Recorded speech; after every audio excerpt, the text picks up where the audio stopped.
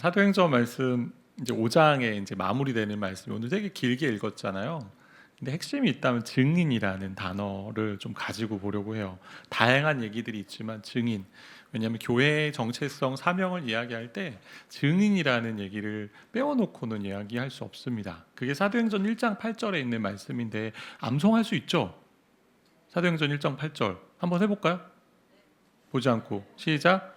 오직 성령이 너에게 임하시면 너희가 권능을 받고 온 예루살렘과 온 유대와 사마리아와 땅끝까지 이르러 내 증인이 되리라 하시니라. 와, 주일학교 잘 나온 친구들은 증인이 되는 일들. 그래서 사도행전을 쭉 펼쳐보면 예루살렘부터 유대, 사마리아 그리고 여러 유럽으로 가는 거죠. 그런 이제 지중해 쪽에 있는 나라들로 많이 이제 증거하는 그런 내용들이 담겨 있습니다.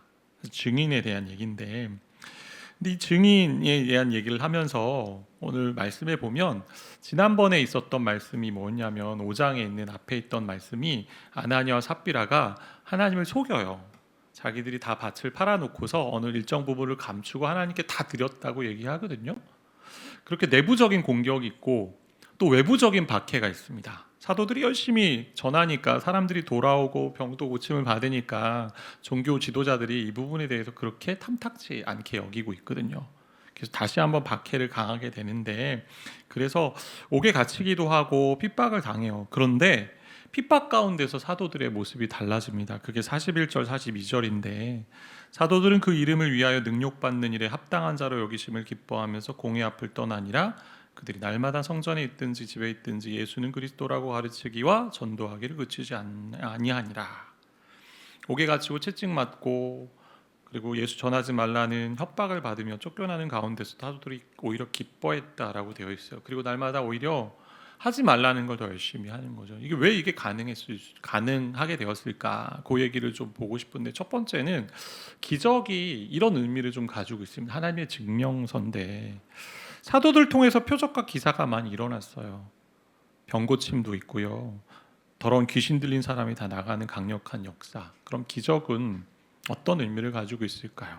단순히 나았다, 병고침이 있다, 뭐 해결되었다 이런 차원이 아니고 기적은 중요한 것을 보여줍니다. 사도들이 입으로 선포한 것이 확실히 맞습니다라는 것을 보여주는 기적입니다. 병고침이 그렇고 또 하나의 기적이 나오는데, 사도들이 종교 지도자들 때문에 그들이 사도들을 옥에 갔어요. 근데 가둔 그날인 것 같아. 주의 천사가 나타나서 옥문을 어떻게 열었는지 잘 몰라요. 묘사가 되지 않는데 사도들을 건져냅니다. 그리고 성전에 서서 생명의 말씀을 다 전하라 하니까 백성에게 또 가서 성전에 새벽에 이제 전하는데, 이런 기적들이 나타나는 거죠. 복음을 전하는 가운데. 근데 이 기적은 단순히 뭐지 해결됐다, 병이 나았다, 뭐 문제가 다 뭐 잘 뚫렸다 이런 얘기가 아니라 하나님의 말씀이 사도들에게 주어졌고 그 말씀을 전해서 살았던 그들의 모습이 확실히 하나님이 돕고 있다, 그들을 지지한다, 증명한다라는 그런 하나의 장치가 되고 있다라는 겁니다. 하나님 살아계시다, 예수님 구원자다라는 것을 증명하는 도구가 바로 기적이고 표적이라는 거예요. 그래서 우리가 기적을 대하는 태도를 잘 생각해 봐야 됩니다. 우리 기적을 바라잖아요. 아니요? 기도하고 응답을 바라고, 오늘 기도 너무 잘 해주셨는데 여러분의 가장 큰 고민들, 취업과 진로와 또 결혼과 또 앞날에 대한 부분들이잖아요. 관계 속에서. 근데 그런 가운데 기적을 하나님이 허락해 주시고 응답을 주신다고 할 때 우리가 좀 생각해 봐야죠.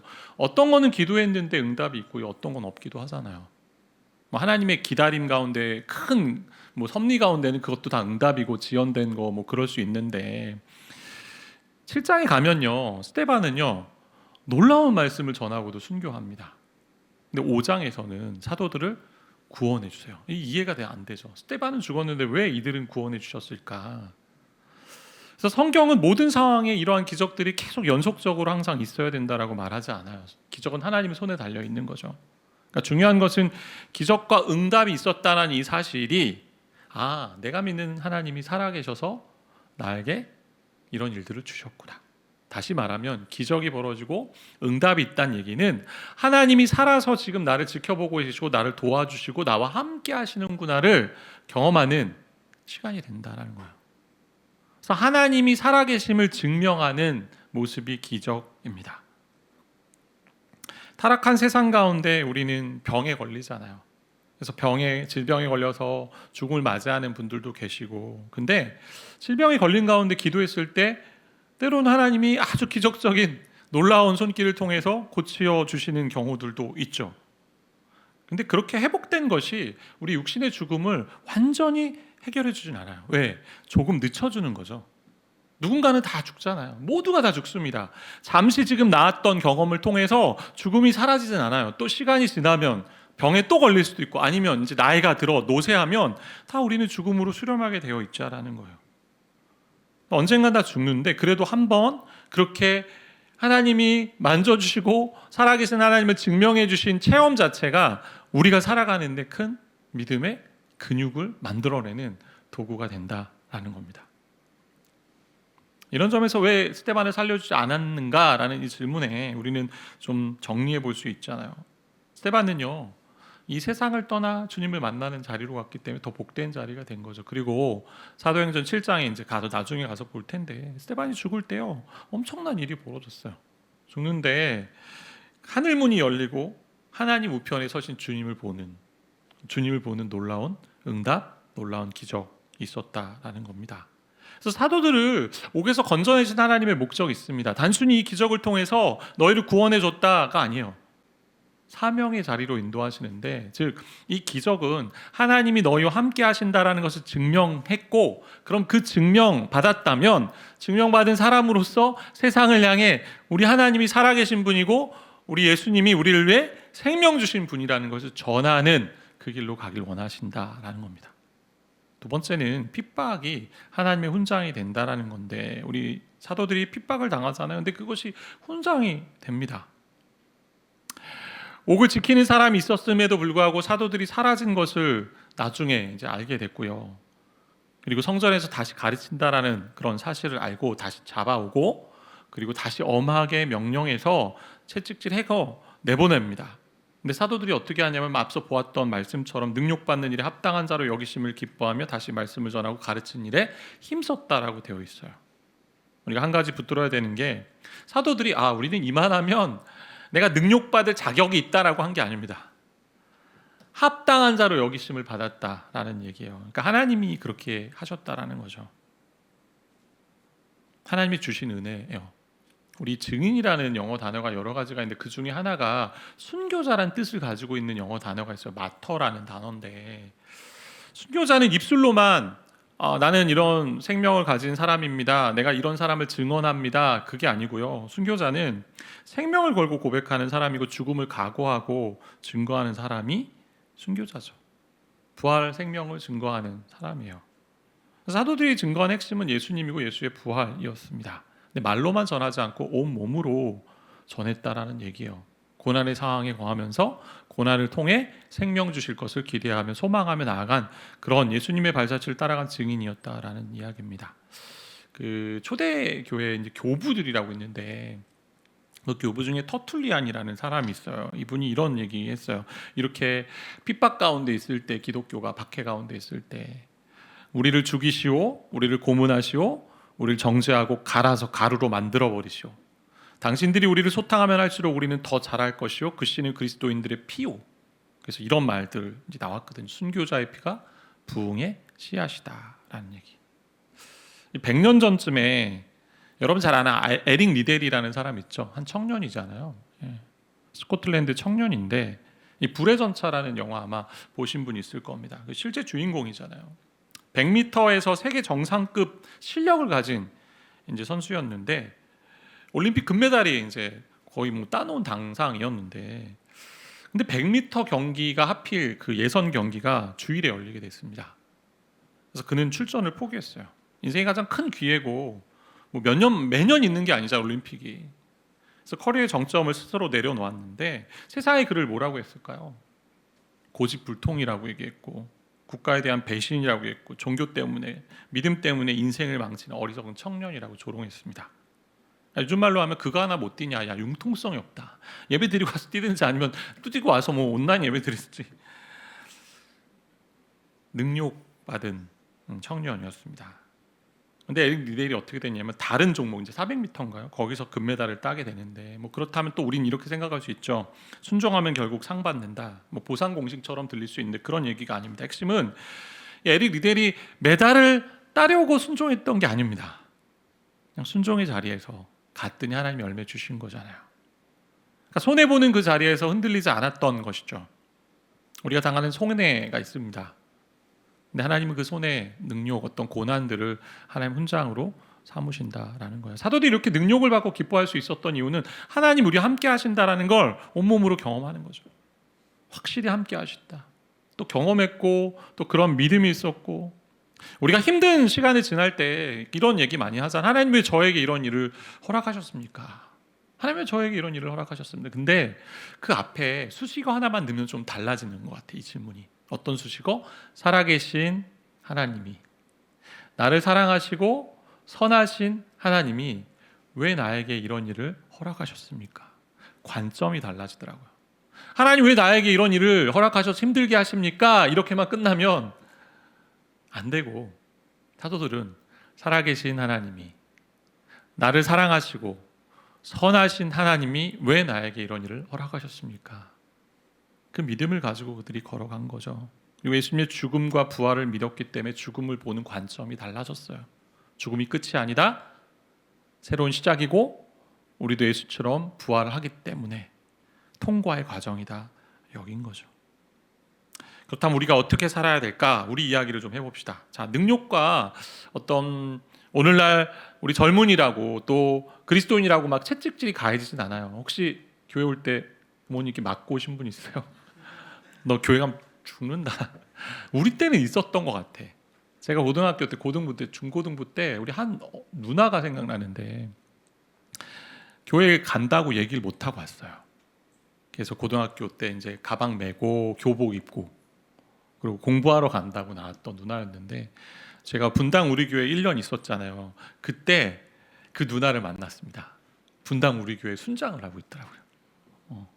이제 많이 뭐 졸업하고 이렇게 잘 듣지 못했는데 열심히 이제 두 아이를 낳고 열심히 신앙생활 하고 있는 누나인데 그때는 그런 것들이 있어요. 요즘 뭐 교회 다닌다고 예수 믿는다고 뭐 누가 협박하고 때리고 그런 혹시 뭐 가정 중에 있을 수도 있는데 여기는 대부분 지금 안 가서 때리죠. 왜 안 가니? 너 맞고 갈래? 그냥 갈래?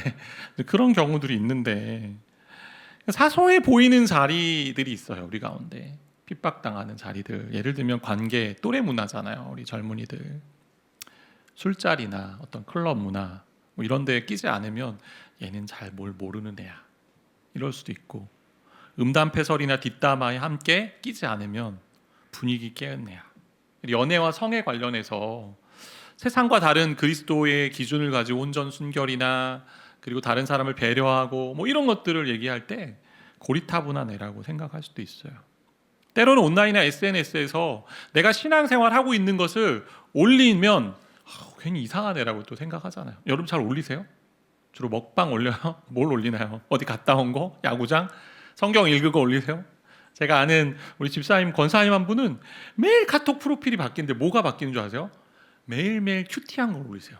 카톡 프로필에. 싫죠? 그렇지 않죠?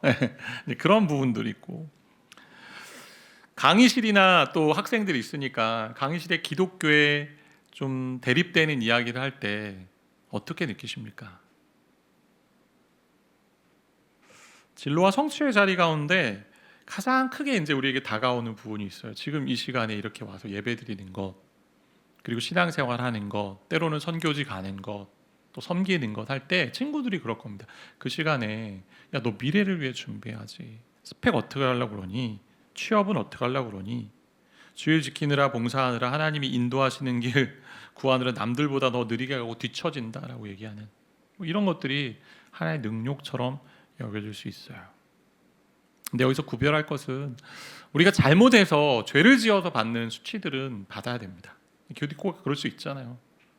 뭐 지도자들의 문제, 때로는 타락한 그리스도인들의 문제, 교회 안에 있는 분쟁과 갈등의 문제로 교회가 손가락질 당하는 건 당연히 받아야 되는 지점인데 그러나 그건 말고 예수님 이름 때문에 내가 믿음 생활하면서 걸어가면서 우리가 당하는 그런 손해와 고난들을 감수해야 된다. 그럼 어떻게 하면 좋을까? 첫 번째, 기도합시다. 왜 기도해야 되냐면 이런 자리들을 위해서 기도해야 돼요. 여러분의 무거운 짐들을 위해서 기도해야 되고요. 또 핍박과 고난, 환난 가운데 있을 때 기도해야죠. 하나님 기적과 같은 일이 벌어지고 옥문이 열리는 그런 일들이 좀 일어날 수 있도록 기도해야 합니다. 왜요? 왜 그것이 중요하면 그것을 통해, 그 응답을 통해 하나님의 살아계심을 저와 여러분이 경험하는 거거든요. 그렇게 경험하면 다른 이에게 복음을 전할 수 있는 힘이 생기잖아요. 내가 그랬더니 이런 일이 있다. 지난 한 주간 여러분이 기도해서 하나님 응답 주셨던 것을 한번 돌이켜 봤으면 좋겠어요. 이런 일이 있었네. 저도 이제 최근에 여러 상황들을 경험하면서 아직도 나의 어떤 불안함들, 그리고 나의 근원적인 우상이 뭔지를 또 돌아보는 일들이 있습니다. 인정받고 싶고 안전한 가운데 살고 싶고 또 통제하고 싶은 욕구도 있고 그런 여러 가지 것들을 다시 돌아보게 되는데, 그래서 응답 자체가 목적이 아니고 그렇게 기도해서 응답을 주셨을 때 그게 기적이잖아요. 우리에게 그걸 통해서 진짜 하나님 살아계시는구나 고백하고 그 믿음을 세상 사람들에게 보이고 증명하는 기회로 삼으라는 거예요. 그게 사도들이 했던 거예요. 그리고 그게 확실하게 또 경험이 안 된다 할지라도 고난의 길을 그냥 걸어갑니다. 그게 순종이잖아요. 두 번째인데 하나님께 순종하는 것이 마땅하다라고 얘기하잖아요. 왜? 부활 생명을 이미 누린 거기 때문에 이렇게 고난 가운데 걸어가는 순종은 당연하다. 또 이를 통해서 하나님 말씀하신 것처럼 마태복음 5장 10절에 보니까 의를 위하여 박해를 받는 자는 복이 있나니 천국이 그들의 것임이라. 나로 말미암아 너희를 욕하고 박해하고 거짓으로 너희를 거스러 모든 악한 말을 할 때에는 너희에게 복이 있나니. 욕도 많이 먹으라는 얘기예요. 어떻게 해? 복이 있다. 기뻐하고 즐거워하라. 하늘에서 너희 상이 큼이라. 너희 전에 있던 선지자들도 이같이 박해하였느니라. 신앙의 선배들이 있고 그렇게 참 앞에 있을 소망 그리고 복을 위해 또 하나님 주시기 때문에 걸어가는 겁니다. 하나님께로부터 온 것은 절대 무너지지 않는다. 오늘 가말리엘을 통해서 얘기하거든요. 예수 운동이 특별한 운동으로 막 나타날 때, 사람들이 얘기할 때 이들을 박해하고 죽여야 된다 할 때 가말리엘이 얘기하거든요. 만약 사람이 세운 운동이면 그건 무너질 거다. 근데 하나님께로 운동은 무너지지 않는다. 저와 여러분의 인생을 하나님 결코 무너지게 하시지 않는다라는 사실입니다. 그 길을 우리가 생각하며 걸어갔으면 좋겠어요. 예수님도 고난을 통해 순종을 이루었기 때문에 세상의 성공 속도로 본다면 우리가 좀 뒤처지는 것 같잖아요. 안 그래요? 아닌가요? 그런 분들 계실 수 있잖아요. 내 친구는 벌써 뭔가를 다 이루은 것 같고 난 이제 시작하는 것 같고. 가장 왕성하게 일할 이때에 우리 예수님은 어땠어요? 30대 초반에 실패자라고 낙인 찍히셨잖아요. 십자가에 달리시면서. 근데 그 능력의 자리가 저와 여러분을 구원한 자리가 됐다. 그 사실이에요. 그래서 성취와 속도에 짓눌린 우리 청년들에게 우리 주님 말씀하세요. 좀 느리게 가는 것 같지만, 너의 손해가 있는 것 같지만, 핍박이 있는 것 같지만 그것을 감당할 때 그것이 실패가 아니고 고난을 통해 순종의 길을 걸어가시고 또 성령 가운데 역사하실 그 주님을 따라가는 길이 될 거다라고 말씀하고 계십니다. 그러면서 균형을 좀 잡는다면 당연히 하나님 그렇게 하시고 우리를 인도하세요. 근데요, 우리에게 주어진 시간 속에서 여러분이 하나님을 의지하며 또 성실하게 걸어가야 합니다. 아무것도 하지 않으면서 하나님 다 해주실 거, 이런 일은 없습니다. 우리 빌립보서 2장에 있는 것처럼 우리 마음에 소원을 주신 이가 소원을 두고 일하게 하시기 때문에 하나님 먼저 일하게 하시지만 또 우리도 일하게 하는 일들. 그래서 우리는 200%의 일을 해야 돼요. 하나님이 100% 하시고 우리가 100% 하는 거야. 그게 성화의 과정이고 여러분 인생에 걸어가는 과정이에요. 그래서 우리 젊음의 때에